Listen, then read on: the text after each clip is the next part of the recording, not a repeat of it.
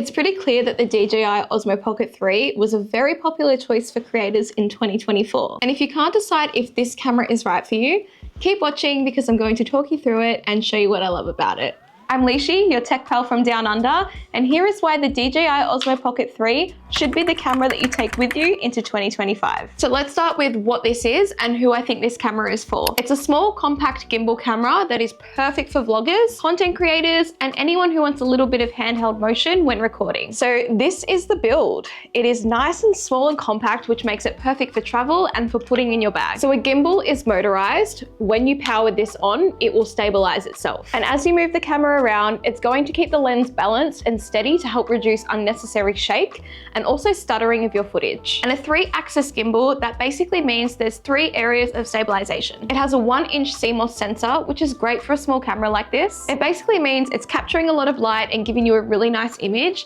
even in low light. Alongside this, it is also capable of 4K 60 in landscape and 3K 60 when in portrait mode. This is really cool because it's one camera that can shoot video for both YouTube, Instagram and TikTok. You've got both landscape and portrait video all in the one device. I nearly dropped it.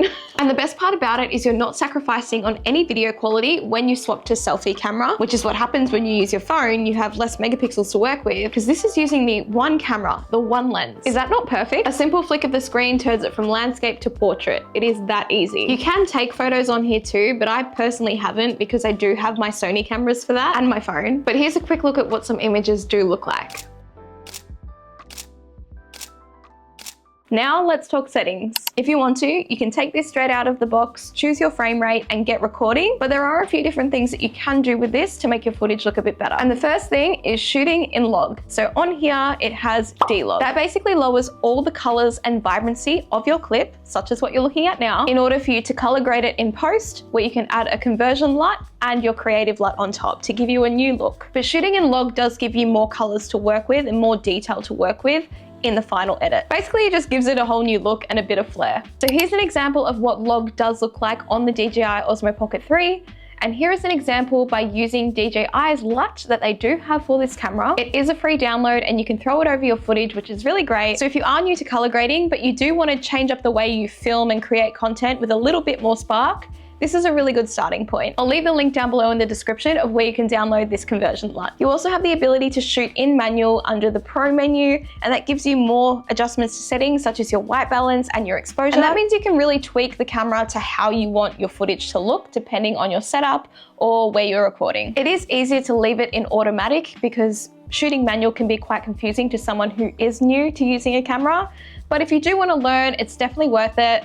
It just gives you a little bit more ability to really fine tune your footage. Like I said, there are other adjustments you can do too. So have a play around with it and tweak it to what you think is nice and right for you. It's a really good way to learn. Another cool feature is face tracking, which is really cool if you are a creator that wants a little bit of motion and movement, but you film yourself all the time. So get up and moving in your clips because this camera will track you. I think that's pretty cool. Now let's talk accessories because this is the really fun part. So when you buy this camera, you have the option to buy it on its own or in the creator combo. I personally bought the camera on its own because I already owned the DJI Mic 2 mic bundle, but I do wish I bought the creator combo because it does come with a carry bag as well as a little tripod. But in my opinion, the most important accessory in that creator combo is this. You get one of these, the DJI Mic 2. It pairs wirelessly to your camera and it is so simple to pair. Not only will it give you better audio over the footage you're recording, but this also has onboard recording as well. You can record audio directly onto the microphone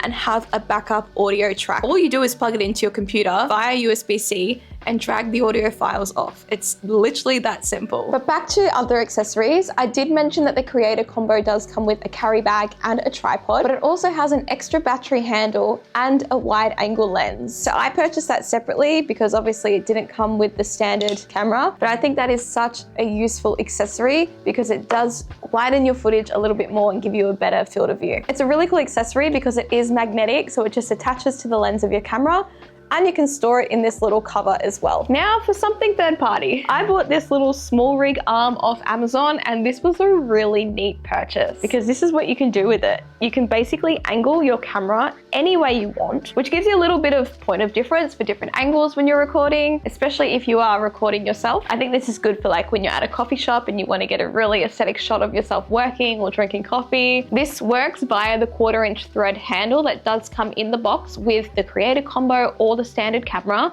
It basically means you can screw it onto any tripod that supports a 1/4 inch thread size. You don't necessarily need the one that comes in the creator combo, as it is just like little feet. You can obviously put this onto a big camera tripod if you want to. There are heaps of options out there. This camera is seriously the perfect tool for the trade, and there is a reason why so many people now own it. So if you aren't one of those people and you have been umming and ahhing if you should buy it or not, I really hope that this video helped you and gave you a little bit more of an insight into how this camera works and what you can do with it. I love mine. It's been one of my favorite purchases of 2024, and I'm so excited to take it into 2025 with me.